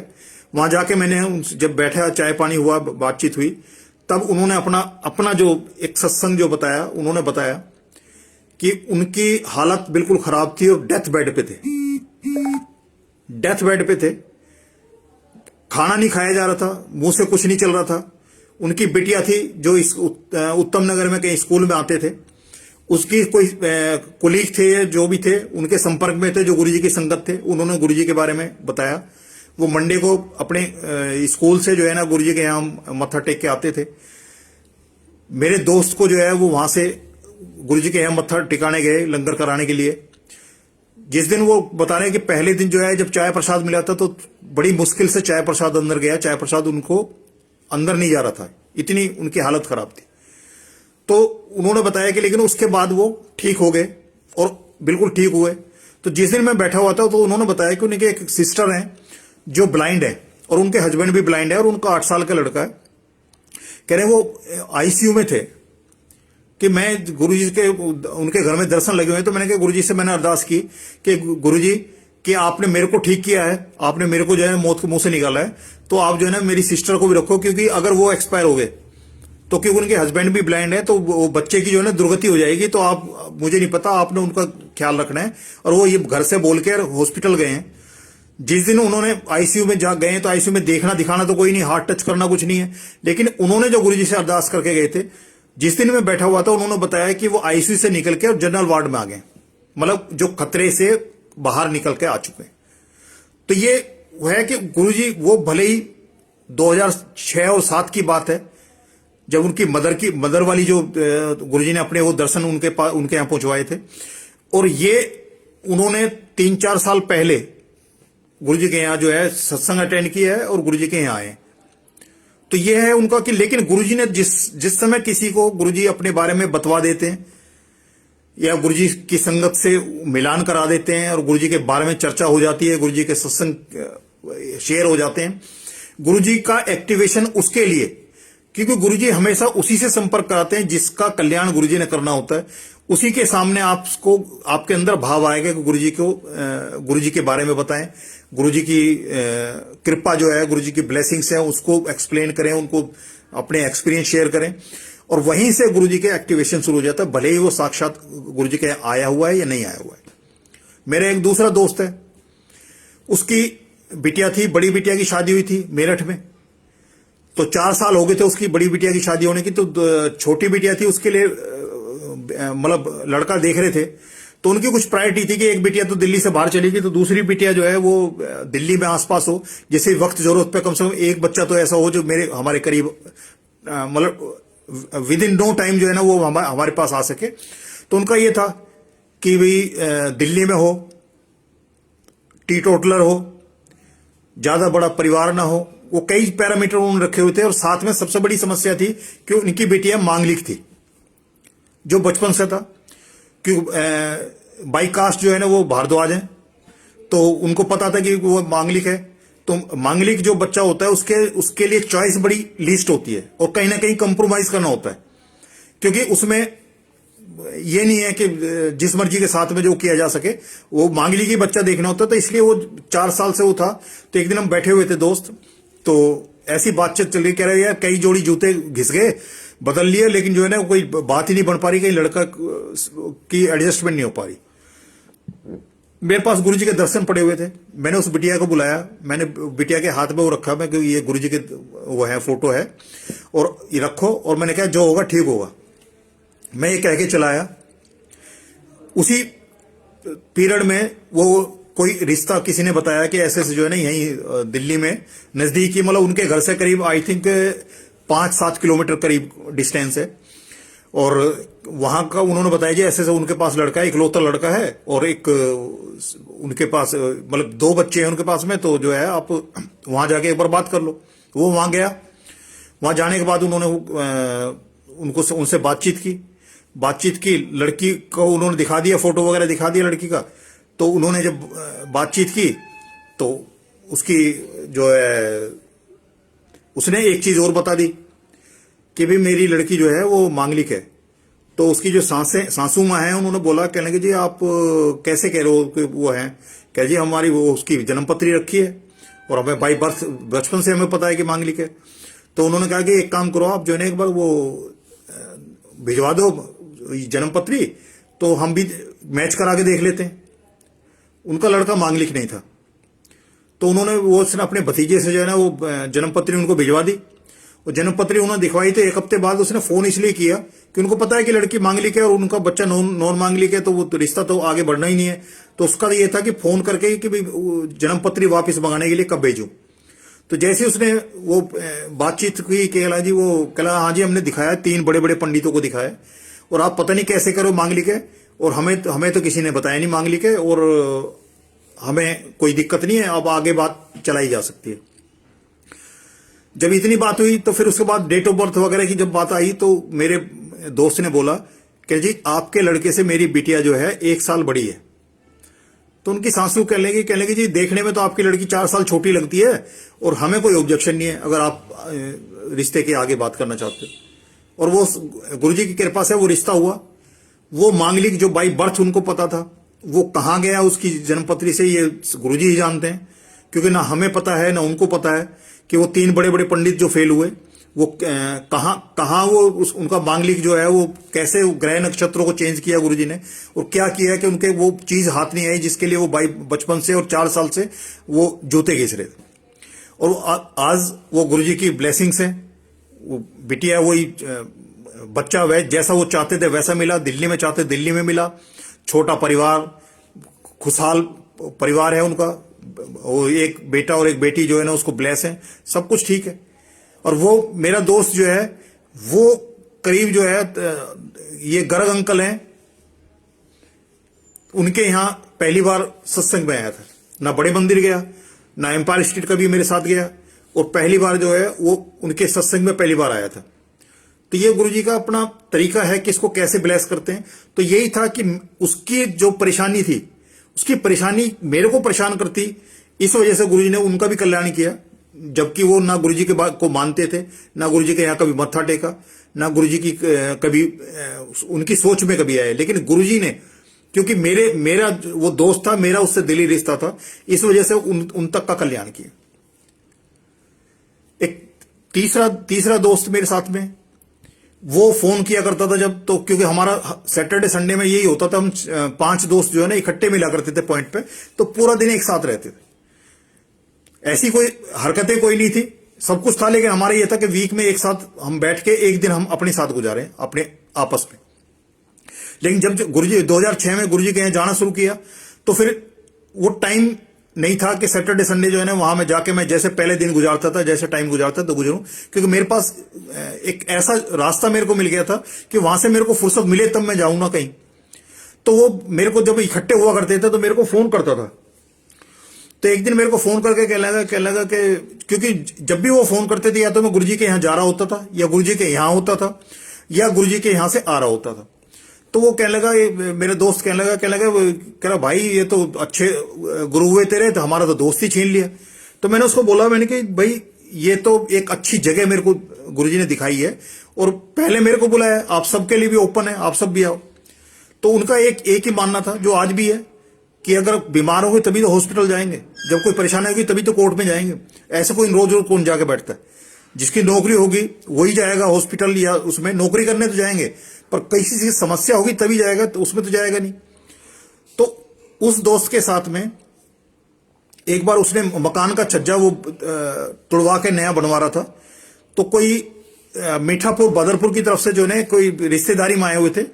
तो वो जब तोड़ रहा था, लेबर तोड़ रहा था, उसका पत्थर टूटा और पत्थर टूट के वो उस बच्चे के लग गया। वो बेहोश हो गया, हॉस्पिटलाइज हुआ। वो जब ऑफिस से घर आया तो उसको पता लगा कि भाई ऐसे ऐसे जो है ना वो उसको चोट लगी है, वो हॉस्पिटल में है, और किसी ने 100 नंबर फोन करके पुलिस केस करवा दिया। अब पुलिस केस हो गया। अब उसके बाद जो है वो उसको बच्चे को देखने जाए, मतलब उस दिन भी गया जिस दिन उसको पता लगा, उसके बाद डेली सुबह ऑफिस जाते हुए देख के आए और शाम को वापस आते देखे आए। तो उसका जो फादर था लड़के का जिसको चोट लगी थी, तो वो उससे बोला कि भी जो मेरे यहाँ जो काम चल रहा था उसकी वजह से बच्चे को चोट लगी, तो जितना भी हॉस्पिटल का जो भी खर्चा होगा जो भी होगा तो उसको मैं बियर करूंगा। तो उसका फादर कहने लगा जी ये तो मतलब कुदरती, आपने कौन से जानबूझ के मारा है, और आप लोग तो खड़े हुए थे साइड में, बच्चा ही हाथ छोड़ा के भाग गया क्रॉस करने के लिए, तो इसमें आपकी क्या गलती है, तो आप क्यों उसको पे करेंगे, इसमें कोई ऐसी बात नहीं। लेकिन 3-4 दिन, चौथे 5वें दिन जो है उस लड़के उसके यहाँ जब ऑफिस से जो शाम को वहां गया, तो जाते जो है ना उसका फादर जो है लड़के का भड़क गया और भड़क के कहने लगे जी आप ये देखने आते हो हॉस्पिटल रोज रोज कि मेरा बच्चे मर गया कि जिंदा है। तो वो कहने लगा भी ऐसी क्या बात होगी, मैं तो एक मानवता के तौर पे आया हूं, वो बोलता हूं कि भाई इसलिए मैं आ रहा हूं देखने के लिए कि भाई बच्चा उसमें खतरे से बाहर है, क्या परेशानी कोई तो नहीं है। कह रहा नहीं जी आप मेरे बच्चे के चोट लगी है, डॉक्टर ये बोल रहे हैं कि जी बच्चे का दिमाग की नस, दिमाग पे सिर पे चोट लगी है, इसका पता नहीं ये ठीक होगा, इसका साल भर बाद 2 साल बाद 5 साल बाद कभी भी इसकी दिक्कत आ सकती है, और ये तो बहुत परेशानी वाली बात है। तो वो कहने लगा जी मुझे आप जो है ना उसको भगा दिया। अब बड़ी परेशानी, तो जिसके यहाँ रिश्तेदारी में आया था उसको उसने बोला कि लगे यार ऐसे ऐसे 3-4 दिन से तो सब ठीक था, और मैंने तो इनको बोला था कि भी जो खर्चा है, जो इसमें खर्चा हो रहा है मैं दे देता हूं, तब तो ये ऐसे ऐसे बात कर रहे थे, लेकिन अब अचानक पता नहीं क्या हुआ, किसने भड़का दिया, क्या किया, अब तो ये कह रहे हैं कि ऐसे ऐसे यार मैं कोर्ट में ही देखूंगा। उन्होंने बात की लेकिन बात नहीं बनी। उधर से पुलिस वाले का प्रेशर आ रहा था कि जी या तो आपस में जो भी कंप्रोमाइज करना, आउट ऑफ कोर्ट सेटलमेंट जो भी करना है कर लो, अदरवाइज मेरी मजबूरी है कि मैं इसको चालान मेरे को करना होगा। तो अब वो बार बार कोशिश करे लेकिन उसकी कोशिश कामयाब नहीं हो रही थी कभी। तो उसको पता लगा कि वो जो लड़का है जिसके बच्चे को चोट लगी थी, वो वहां ही जमुना पार में ब्रह्मपुरी में, उनका कोई बालाजी का वो है, गुरु है उनके, और बालाजी भगत है उनका, वो चेला है। तो वो किसी के थ्रू उनके गुरु के यहाँ गया, भगत के पास में, वहां जाकर उसने बताया कि जी ऐसे से बात है, और आपके जो वो हैं चेले हैं और इस तरह से बात है, और भाई आउट ऑफ कोर्ट सेटलमेंट है, एट लास्ट कोर्ट में भी यही होना है, तो बारिश में हो जाएगा, ना इनको परेशानी होगी ना हमें परेशानी। तो उसके जो बालाजी के भगत थे उन्होंने बोला कि जी लड़का तो ठीक ठाक है, ऐसी तो कोई बात नहीं है, और हो सकता है बच्चे की चोट की वजह से जो है मेंटली अपसेट हो, तो ऐसी कोई बात कह दियो, लेकिन ठीक है मैं उसको बुला लेता हूं और आपकी बात करा देता हूं। लेकिन जब भी कभी वो टाइम रखा गया, कभी तो उसको बालाजी का भगत ना अवेलेबल हो, कभी उस मेरे दोस्त को टाइम ना लगे, कभी वो ना आए मीठापुर से। तो एक दिन हम 3-4 सारे दोस्त बैठे हुए थे, तो ऐसे ही वो बात कर रहा था, कह रहा है वो पुलिस वाला जो ना बार बार प्रेशर कर रहा है, प्रेशराइज कर रहा है कि या तो जल्दी कर लो नहीं तो मेरे को वो करना पड़ेगा, और वो हाथ नहीं आ रहा। तो तभी ऐसी बात करते करते मेरे अंदर एक भाव पैदा हुआ, वो गुरुजी की देन थी। तो मैंने उसको जो है गुरुजी के हाथ में जो दर्शन थे मेरे पास थे, गुरुजी की फोटो थी, मैंने उसको दे दिया। मैंने कि आगे कभी भी गुरुजी उसके बालाजी के भगत से बात करे या उस लड़के से बात करे तो गुरुजी की मौजूदगी में होनी चाहिए बातें। तो गुरुजी का वो था, गुरुजी का जो पेन था जिसपे गुरुजी के वो थे दर्शन लगे हुए थे, वो मैं इसको दे के आया था क्योंकि वो ऐसे क्लिप करके लग जाएगा तो वो सामने गुरुजी की मौजूदगी में होगा। तो मैं वहां से जमुना पार से ये डोमेस्टिक एयरपोर्ट के पास आया, करीब मेरे को 1 घंटा लगा होगा। मैं आया हूं और पीछे से मेरे दोस्त का फोन आता है, उसका कह रहा, मैं जैसे ही घर आया, घर आते ही बच्चों ने बताया कि भाई ऐसे से कल स्कूल में इस चीज की जरूरत है। तो मैं वापस उल्टे पैर मार्केट गया, और मार्केट में वो जो मीठापुर का रहने वाला था जिसके लड़के को चोट लगी थी, वो मेरे को टकरा गया, उससे दुआ सलाम हुई, और उससे मैंने बोला कि भाई साहब आपके दर्शन दुर्लभ हो गए, और वो तो ऐसे ऐसे बात करनी थी आपसे। वो कहने लगे जी ठीक है, आप मैं वहीं जा रहा हूं अपने गुरुजी के पास में, तो आप वहीं चलो, वहीं बात हो जाएगी। तो मैं जो है वो जिस काम से गया था वो छोड़ के मैं उसके साथ उनके यहाँ गया बालाजी के। तो बैठते ही जो है मीटिंग में सबसे पहले उस लड़के ने बोला, कहने लगे जी 5 लाख से कम अगर 1 पैसा भी आप सोच रहे हो तो मुझे कोई बात नहीं करनी, और आप जो हुआ कोर्ट में देखेंगे। तो उसने, मेरे दोस्त ने बताया कि मैंने उसके बालाजी के भगत को बोला कि जी आप तो कह रहे थे बड़ा लड़का ठीक ठाक है और ये आपका पहला चेला होगा तो मैं आखिरी चेला होऊंगा, लेकिन मैं तो नौकरी पेशे वाला आदमी हूं और इतनी मेरी वो है नहीं कि मैं 5 लाख रुपए दूं।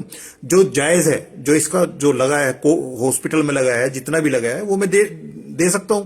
और इससे ज्यादा तो अब ये कहेगा कि भाई ऐसे तो मैं कहां से लाऊंगा, मेरे पास तो है नहीं, क्योंकि उसके पास भी 4 बच्चे हैं। तो वो कहने लगे जी मेरी इतनी वो तो है नहीं कि जैसे ये बात कर रहा है। तो बातचीत करते करते करते करते वो कह रहा है जी वो 1.5 लाख पे आ गया। तो उसने कहा जी 1.5 लाख उसने ले लिया। तो मैंने उसको बोला, मैंने कहा अच्छा एक चीज बता, मेरे ध्यान में आया, मैंने कि ये सारी बातचीत जो तुम्हारी जो हुई है वो बातचीत गुरुजी की मौजूदगी में हुई है? कह रहा हाँ, लेकिन फिर भी उसने 1.5 लाख मांग लिए। मैंने कि उसने मांगे तो 5 लाख थे और उसने ये बोला था कि एक पैसे भी कम की आप बात करते हो तो आप कोर्ट में देखूंगा, मेरे को कोई बात नहीं करनी है। और अब वो 1.5 लाख है तो 3.5 लाख जो छूटे हैं उसके बारे में नहीं सोच रहे। बात तय हुई कि 20 तारीख को उसको पेमेंट करनी है, लेकिन उसको उसके पड़ोस में जो रिश्तेदार रहते तो उनसे पता लगा कि 12 तारीख को जो उनके बालाजी के भगत हैं वो और उनके जितने भी चेले हैं वो मैं परिवार के पैदल यहां से मेहंदीपुर बालाजी के लिए जा रहे हैं। और जो पैसा मांगा गया है, जो 1.5 लाख रुपए मांगा गया, वो 1.5 लाख रुपए वहां कोई धर्मशाला या कोई स्थान बना रहे हैं वहां मेहंदीपुर बालाजी में, उसमें लगना है। उसने बात की कि भाई ऐसे से बात है। तो हमने ये तय किया कि भाई हम सरकारी नौकरी छोटी मोटी नौकरी है, अब इस नौकरी में अगर कोई दान की बात करता है, कोई डोनेशन की बात करता है, तो कोई हमारे पास आएगा और सीधा कहेगा भाई दान करो, तो हम क्या करेंगे? 5 रुपए, 11 रुपए, 21 रुपए, 31 रुपए, 101, 1001, 5100, 11,000, लेकिन इससे ज्यादा हम नहीं करेंगे। लेकिन ये मैंने कि ऊपर वाले की मर्जी है। पर मैंने कि अगर उनकी भावना ऐसी है कि भाई वहां कर रहे हैं तो भाई हम 20 तारीख की इंतजार ना करें, 12 तारीख से पहले ही हम उसको दे देते हैं, जिससे कि जिस पर्पज के लिए वो लेके जाना है वो पैसा ऊपर वाला दिला रहा है, तो हम वो पैसा पहले ही अरेंज करके दे देते हैं उसको, जिससे कि वो पैसा वहां सही जगह जाकर लग जाए। हमने 12 तारीख से पहले वो पैसा उसको दे दिया। 12 तारीख को वो गए उधर से हाई कोर्ट में, वो केस फाइल कर दिया FIR क्वैश कराने के लिए। तो उसमें उसके जिस लड़के को चोट लगी थी उसके फादर को जाके पेश होना था और पेश होके वहां बयान देने थे और साइन करने थे। लेकिन बाद में जब उसकी डेट आई और उनको फोन किया गया तो उसकी फैमिली से बताया लगा है कि उसको पैरालिसिस का अटैक हो गया और वो राइट साइड में हुआ है, जिससे कि वो सीधा हाथ भी उसका नहीं चल रहा और अपने आप खड़ा भी नहीं हो सकता। अब हमने सोचा कि बहाने कर रहा है कि 1.5 लाख रुपए इसने ले लिया और अब इसको लग रहा है कि हो सकता है ये और लेने की फिराक में हो, इस वजह से इसने ये बहाना मारा है। तो हम फिजिकली उसको देखने के लिए हम दोनों वहां से, यहां से जमुना पार से उसके पास गए मीठापुर में, और वहां जाकर उसके घर गए तो वाकई में उसके पैरालिसिस का अटैक हो चुका था राइट साइड में, और उसका सीधा हाथ और वो था, वो अपने जो काम करता था नॉर्मल जिससे उसका परिवार चलता था उससे भी गया। तो जिस सीधे हाथ में उसने वो पैसे पकड़े थे वो उसको पैरालिसिस का अटैक हो गया। अब उसकी पोजीशन ये थी कि वो ना तो कुछ बोल पा रहा था ठीक से, ना तो मुंह से कुछ बोल पा रहा था, ना कुछ लिख सकता था, ना साइन कर सकता था। अब दिक्कत यह कि जब तक वो ठीक नहीं होगा तब तक केस वो आगे नहीं बढ़ेगा। तो हमने फिर अरदास की, मैं गुरुजी उसके कर्म उसके साथ में है, उसने जो किया उसको तो वो जाने, लेकिन अब उसके तो बच्चों को खाना ही खराब हो गया, क्योंकि ना तो वो उठ सकता, ना वो चल सकता, ना बोल सकता, ना कुछ कर सकता। तो ये तो हो गया। और जो 1.5 लाख रुपए उसने लिया है उसमें उसकी जिंदगी है, उसके बच्चों की जिंदगी चलनी नहीं। ठीक है उसने जो किया, लेकिन गुरुजी इस लायक तो करो, और जब तक ये ठीक होकर कोर्ट में नहीं जाएगा तब तक ये भी काम नहीं होगा जिस काम के लिए इसको वो 1.5 लाख रुपए दिया था, जो किया था। अब हम उसके यहां जाते थे, टाइम टू टाइम गए, वहां बॉम्बे से कोई दवाई वगैरह भी उसको मंगा के दी, वो सब कुछ किया। एक बड़े कम टाइम में गुरुजी ने ऐसा कृपा की कि उसको इस लायक कर दिया कि वो हल्के से चलने भी लगा, साइन भी कर सकता था और बोलने भी लगा। तो हम जो है उसको, वो वकील, मेरा दोस्त वकील को लेके जाता था हाई कोर्ट में, और मैं उसके यहां मीठापुर स्कूटर से लेके उसको स्कूटर पर बैठा के लाया करता था। तो उस समय मेरे स्कूटर पे आगे स्टिकर एक संगत ने लगा दिया था, वो जो दिल्ली पुलिस का लोगो था, नीला और लाल का जो है वो फ्रंट पे लगा रखा था। और मैं कम से कम उनके घर 4-5 बार उस स्कूटर पे गया हूं और उनके घर के सामने में स्कूटर पार्क किया करता था। जिस दिन मैं स्कूटर से उसको बैठा के लेके आया हॉस्पिटल में, वो कोर्ट में उसके बयान हो गए, तो मैं बीच में ऑफिस मेरे को जाना पड़ गया, तो मैं उसको छोड़ के मतलब उसको हैंड ओवर करके अपने दोस्त को, और मैं ऑफिस चला गया। जब वहां से वो फ्री हुए, बयान वगैरह हुआ और मुकदमे से उनका पीछा छूट गया, उसने मेरे बारे में पूछा कि भाई साहब कहाँ गए। तो उसने कहा कि भाई साहब जो है ना ऐसे से उनको ऑफिस में काम था तो वो तो चले गए। वो कहना जी कहाँ काम करते हैं, कह रहे दिल्ली पुलिस में। दिल्ली पुलिस का शब्द सुनते ही उसने एकदम, उसका मुंह सिल गया, उसने आगे कोई जवाब नहीं दिया। अब ये गुरुजी की कृपा थी, गुरुजी ही जानते हैं कैसे उन्होंने मैनेज किया कि मैं 5 बार करीब उनके घर गया हूं, उसी स्कूटर पे वही लोगो लगा हुआ है, बैठ के बातचीत हुई है, सब कुछ हुआ है। अगर उसको यह पता लग जाए कि मेरे को ले जाने वाला, कोर्ट में ले जाने वाला पुलिस वाला है, तो मेरे साथ कभी नहीं आएगा, उस कभी नहीं आता। लेकिन गुरुजी ने उसको, जब तक वो काम पूरा नहीं हुआ तब तक उसको ये भनक नहीं लगने दी कि मैं पुलिस से बिलोंग करता हूं, पुलिस में मैं नौकरी करता हूं। उसके बाद से उसने एक शब्द नहीं बोला और घर चला गया। उसका वो हो गया। ये था बृहस्पतिवार का दिन, जिस दिन उसका फैसला हुआ है। उससे पहले वो एक बार मेरे कहने से अपनी वाइफ के साथ में मंडे के दिन बड़े मंदिर गया था। तो मैंने उसको एक ही चीज समझाई थी कि गुरुजी जानी जहान है, उनको कुछ कहने सुनने की जरूरत नहीं है और कुछ मांगने की जरूरत नहीं है। लेकिन ये हमारी फितरत है कि सारी जिंदगी हमने अरदास की है, अरदास में कुछ ना कुछ मांगते ही रहें और एक कंडीशन लगाते हैं, कंडीशनल वचनबद्ध करते हैं कि तू मेरे को ये कर तो मैं तेरा ये करूंगा, कि तेरा चलिया करूंगा, तेरा सवा मणि करूंगा, तेरा छत्र चढ़ाऊंगा, तेरा जागरण कराऊंगा। ये सब कुछ होता है कि तू मेरा ये कर। पहले उनसे क्या बोलते हैं कि पहले मेरा ये भला कर या मेरी इस समस्या को ठीक कर, तब मैं तेरा ये करूंगा। तो वो 2 वे ट्रैफिक है। अब यहां वही हम मेंटल स्टेट लेके हर जगह जाते हैं। तो गुरुजी के यहां आते हैं तो वही चीज, क्योंकि प्रैक्टिस हमारी वही चल रही है, वो टोना टोटका करना, ये चीज करना, अरदास करना, इस तरीके करना। तो वहीं जाके भी वही किया उन्होंने। बृहस्पतिवार को उसने जाके अपने घर में बताया कि आज कोर्ट का मेरा फैसला हो गया और उससे मेरा पीछा छूट गया। तब बच्चों से बात की, उसको मेरे पास फोन आता है, कह रहा बिलायती वो जो ना मकान शिफ्ट करना है कल, मतलब बृहस्पतिवार को मुकदमा वो हुआ है और शुक्रवार को नेक्स्ट वेरी डे जो है ना वो कह रहे थे कि वो करना है। तो उसने वसुंधरा में 14 साल पहले एक मकान लिया था और 14 साल से वो कोशिश कर रहा था वहां शिफ्ट करने की, लेकिन कभी कुछ ना कुछ हालात बनते थे, कभी बच्चों की पढ़ाई, कभी बच्चों को एडमिशन, कभी और कोई दिक्कत आ जाती, तो उसको वहां नहीं जा पा रहा था। तो मैंने कहा कि शनिवार को छुट्टी है तो हम दोस्त इकट्ठे होकर शनिवार को करे नहीं कल ही करना है। अब हुआ, जब कल की बात आई तो हम 3-4 दोस्त थे, हमने दोस्तों ने तय किया अगले दिन की छुट्टी की। मेरे छोटे भाई की भी छुट्टी कराई। हम 4-5 दोस्त थे और छठा मेरे भाई, हम सारे इकट्ठे होके और उसके यहां जो है शिफ्टिंग का सामान वो करने लगे। तो सुबह हमने 10-11 बजे के करीब जो है वो टेम्पो लेके आए, हायर किया और टेम्पो में सामान भरना शुरू किया, क्योंकि लेबर कोई नहीं थी। तो टेम्पो वाला वो साइड में बैठ गया आराम से। 11 बजे से लेके हमने 3-3:30 बज गए, हमें वो सामान ढो के उसके घर का उसमें डालना शुरू कर दिया, मतलब सेट करना शुरू किया। उसको नहीं पता टेम्पो वाले को कि भाई टेम्पो में कितना सामान जा रहा है, क्या जा रहा है। उसको तो ये था कि जब आप कह दोगे कि हो गया ओके तो तब वो लेके चल देगा। लेकिन 3 बजे के करीब जो है उसने वो कहना शुरू कर दिया, जी आपने सारा दिन मेरा खराब कर दिया और अब जो है ना पैसे ज्यादा लगेंगे। उसने कुछ पैसे ज्यादा मांगे जितने में तय हुआ था।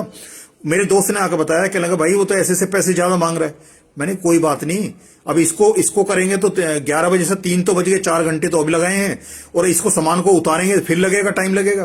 तो इससे तो ये जो मांग रहा है कोई बात नहीं, इसको जाने तो थोड़ा सा और हम चलते हैं लेके। 3:30-4 बजे हम उस सारा सामान करके भर के, मोस्ट ऑफ जो उसके आर्टिकल थे, सामान था, वो लगभग उसमें भर लिया हमने और ले जाके हम जब वहां वसुंधरा में जब उतरे हैं तो वो आराम से बैठ गया। वो हमने सामान उतारना शुरू किया, नीचे रखना शुरू किया। पहले जब सामान नीचे रखा तो वो माथे पे ऐसे उखड़ू बैठा था और माथे पे सिर पे हाथ रख के मेरे बोला, कह रहा जी आपने ये इतना सारा सामान इसमें कैसे इसमें भर लिया, आपने कोई लेबर भी नहीं लगाया, आप खुद ही लग रहे थे। और कह रहे ये जो सामान है ये 3 टेम्पो का सामान है जो आप 1 टेम्पो में लेके आए हो। और कह रहा है मैं तो इसलिए आराम से बैठा था कि आप जब कह दोगे चल दिए तो मैं चल दूंगा, लेकिन अब आपने सामान उतारा तो तब मैंने देखा कि ये तो 3 टेम्पो का सामान जो आप 1 में भर के लेके आए।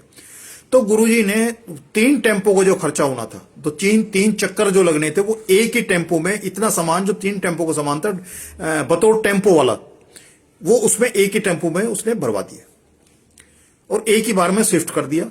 उस दिन फिर शुक्रवार को हम तो अपने घर आ गए, तो शाम को उसने, शनिवार को उसने मेरे को फोन किया, कह रहा बच्चे शुक्रवार को जब यहां शिफ्ट होकर आ गए तब भी बैठ के ये कह रहे थे कि पापा अभी भी हमें ये मतलब वो नहीं हो रहा हमें कि भी हम शिफ्ट हो गए, क्योंकि हर साल ये प्रोसेस होता था कि शिफ्ट होना, लेकिन शिफ्ट नहीं हो पाते थे, और ये ओवरनाइट में एक डिसीजन हुआ और अगले दिन ही हम यहां शिफ्ट होकर आके बैठ गए।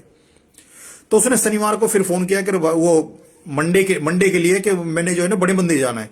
तो मैं उसको बोला भाई बड़े मंदिर किस लिए आया? क्या वो जो है मैंने कुछ बोला था, और एक चीज तो मैंने ये था कि मेरा इससे मैंने बोला था गुरुजी को कि भाई ये मेरा इस केस से पीछा छूट जाए।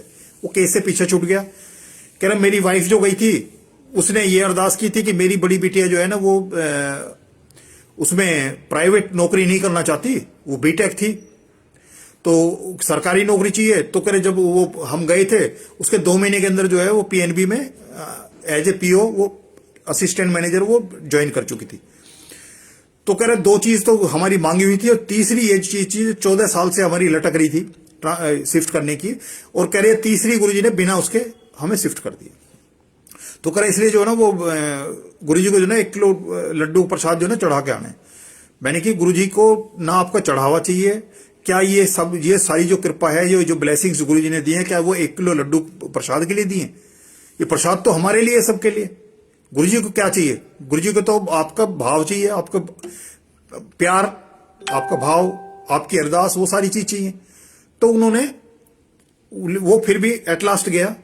उसके बाद से वो दोबारा कभी उसने कहा नहीं, लेकिन उसकी लाइफ में उसके बच्चों के, उसकी जो कैरियर का, उसका जो सब कुछ है वो इतना चेंज है, उसको पता हो या ना पता हो। लेकिन मेरे को जिस तरह से गुरुजी ने मेरी लाइफ से जो जितनी भी ऑब्स्टेकल्स हैं, जितनी भी परेशानी है, जितने भी वो चीजें सब वैनिश की हैं, उसकी जिंदगी से भी वो किया है। और मेरे हर चाहने वाले, जिसको मैं दिल से चाहता हूं, वो मेरे रिश्तेदार भी हो सकता है, मेरा यार भी हो सकता है, मेरे दोस्त भी हो सकता है, मेरा परिवार भी हो सकता है, सबको गुरुजी ने अपनी शरण में लिया हुआ है। और सबकी वो सारी दिक्कतें जिसके लिए हम दर दर भटकते हैं, वो सब हो गए हैं। और जितने भी इस सृष्टि में जितने भी आज तक देवी देवता, जो 33 करोड़ के हो या 33 कोटि का हो, या जितने भी अवतार हुए हैं, जिसको भी आपने मानना है, जानना है, पहचानना है, समझना है, वो सब गुरु में समाहित है। गुरुजी को मत्था टिक गया, उन सारी सृष्टि की सारी कायनात को, सबको मत्था टिक गया। किसी का भी अनादर नहीं है, क्योंकि वो कहते हैं कि हाथी के पांव में सबका पांव है। ये गुरुजी के अंदर सब कुछ समाहित है, इन्हीं से सब निकलते हैं और इन्हीं में सब जाते हैं। और इनको मत्था टिक गया तो उन सारी सृष्टि के जितने भी देवी देवता हैं, जितने भी हैं, सबको मत्था टिक गया। तो मेरी तो संगत से एक ही अरदास है कि गुरुजी की मानना शुरू करें, और गुरुजी को हर वेले, हर क्षण, हर सांस, जब हमें मौका मिला है तो जितनी नाम कमाई कर सकते हैं वो हर सांस कर सकते हैं। उसके लिए अमृत वेले के लिए किसी खास समय की या टाइम की बंदिश अपने ऊपर ना लगाएं, हर सांस के साथ रखें। हमें नहीं पता कि हमारी जिंदगी का आखिरी क्षण कौन सा होगा, हमारे सोते भी हो सकता है, हमारे आते हो सकता है, हमारे जाते हो सकता है। हमें इतना मौका, हमारी जो मौत है इतना मौका नहीं देगी कि हम पलट के कोई ऐसी कोई व्यवस्था कर पाएं कि जिसमें कि हमें एक नाम लेने का भी मौका मिल जाए। तो यही है कि उनको हमेशा अपने अंग संग रखें, हमेशा उनके याद में, उनके नाम में, उनके प्यार में अपने आप को साराबोर रखें। यही गुरुजी से अरदास है कि सबको, जिसका आपने हाथ पकड़ लिया उसका हाथ पकड़े रहना, क्योंकि हमारी ताकत, हमारी औकात इतनी नहीं है कि हम आपको संभाल सकें। आपकी कृपा इतनी है कि हम सबको संभाल सकते हो। जय गुरु जी।